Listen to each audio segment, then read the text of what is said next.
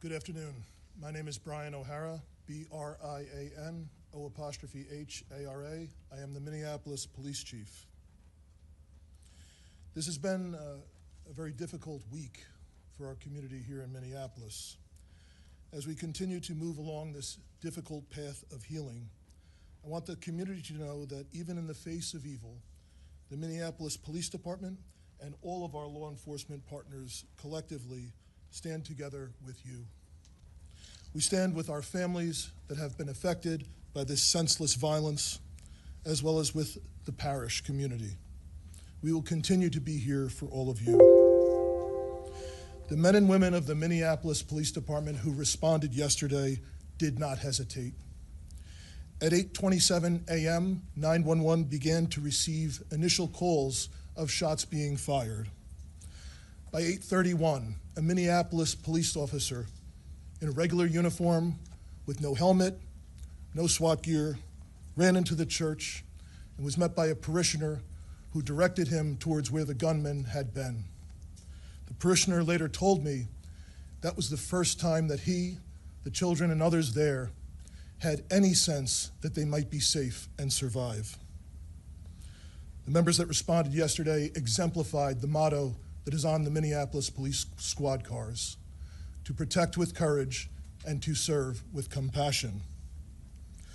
All of our law enforcement partners, first responders, and many children, members of the school staff, and parishioners of Annunciation Catholic Church all showed incredible courage yesterday in the face of unspeakable horror. As the investigation continues, we will continue working alongside our county, state, and federal law enforcement partners as we continue to be critical as we piece together exactly what happened.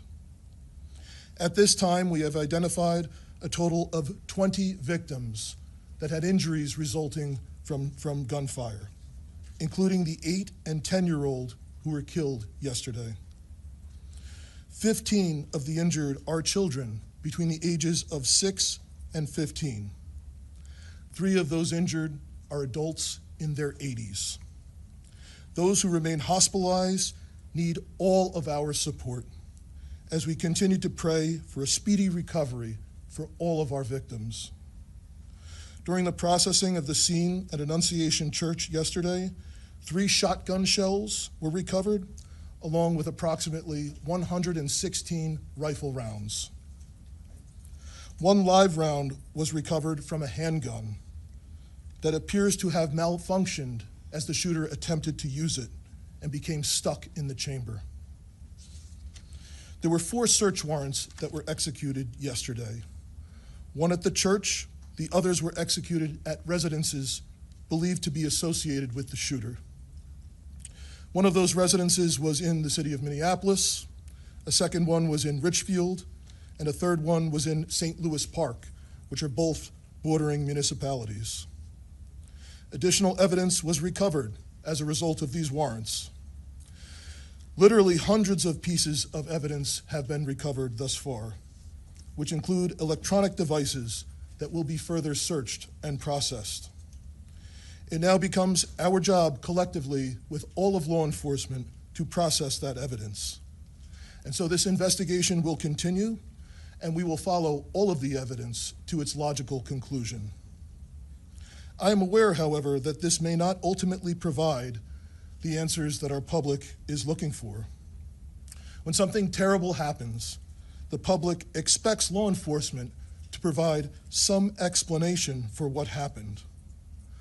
But the reality is, this is an unthinkable, completely senseless act.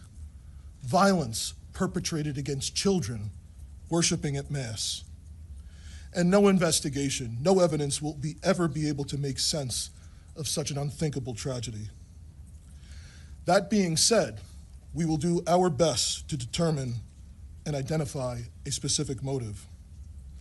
What we have seen so far is this is an individual who, unfortunately, like so many other mass shooters that we have seen in this country too often and around the world, had some deranged fascination with previous mass shootings and very disturbing writings that demonstrate hatred towards many different individuals and different groups of people.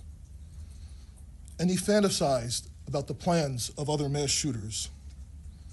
Unfortunately, again, this has become all too common in our society. That being said, we know ultimately the purpose of the shooter's actions was to obtain notoriety for the shooter themselves. That being said, I have only said the name of this shooter once, and I'm asking members of the media to stop saying the shooter's name. That was the whole purpose of why he did this heinous act, to obtain that notoriety for themselves. As schools in our city are beginning to start this week and next, we are working with all of our law enforcement partners, county sheriffs, state troopers, and surrounding municipalities that are helping the city of Minneapolis as we step up police presence both in and around schools and around all of our houses of worship in the city.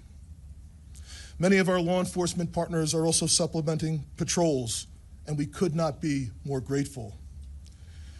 This has truly been a collective effort in partnership with our community. We also must say that we will be forever in debt to all of the doctors, nurses, and paramedics who responded, who are caring for these victims in this incident. I cannot tell you how incredibly grateful we are for all of the love and support that has been pouring in from all around the country, both for the first responders who initially responded, entered that church, and dealt with the unthinkable, and for all of the victims and families that have received that love and support as well. The Minneapolis Police Department and our community have a long road ahead of us to heal, and we need everyone to continuing to show their support after the cameras once again leave this city. I'd like to invite up the Acting United States Attorney for the District of Minnesota, Joe Thompson.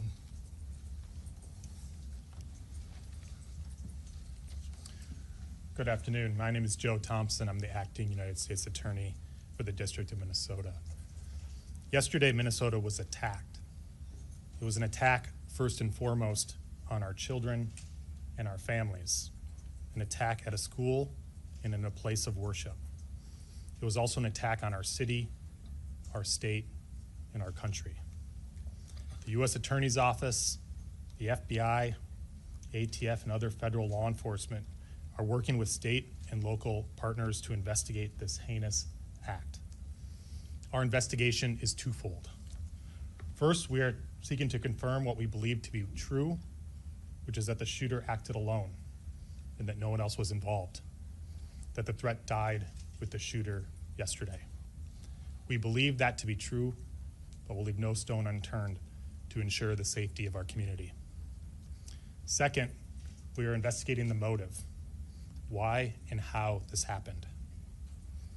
The shooter left behind hundreds of pages of writings that describe the shooter's plan, writings that describe the shooter's mental state, and more than anything, writings that describe the shooter's hate, pure, indiscriminate hate. The shooter expressed hate towards almost every group imaginable. The shooter expressed hate towards Black people. The shooter expressed hate towards Mexican people. The shooter expressed hate towards Christian people. The shooter expressed hate towards Jewish people. In short, the shooter appeared to hate all of us. The shooter's heart was full of hate. There appears to be only one group that the shooter didn't hate, one group of people who the shooter admired. The group were the school shooters and mass murderers that are notorious in this country. The shooter idolized some of the most notorious school shooters and mass murderers in our country's history. I won't name them, just like I won't name the shooter. They don't deserve to have their names remembered. As I said, the shooter left behind hundreds of pages of writings. There is a lot to digest, and we'll know more in the coming days and weeks as we've had an opportunity to go through them. But reading them, one thing is clear. and it's going to be hard to hear, but it's important to the question of why this happened. More than anything, the shooter wanted to kill children, defenseless children. The shooter was obsessed with the idea of killing children. The shooter saw the attack as a way to target our most vulnerable among us while they were at their most vulnerable at school and at church. I won't dignify the shooter's words by repeating them. They are horrific and vile. But in short, the shooter wanted to watch children suffer. Yesterday was a tragedy for the city and our state. My heart goes out to the entire Annunciation community. Their loss is unimaginable. I want the state of Minnesota to know that when a tragedy like this occurs, we all stand together. Federal, state, and local law enforcement work together side by side. The FBI, the ATF, the BCA, Minneapolis Police Department, the Hennepin County Sheriff's Office, the Hennepin County Attorney's Office, including their victim advocates who have been working with the families yesterday and today. The list goes on. This has been a tough summer for Minnesota, but I take heart knowing that we all stand together in confronting this evil. Thank you. I'll turn it back to Chief O'Hara. We'll open it up for some questions and answer what we can.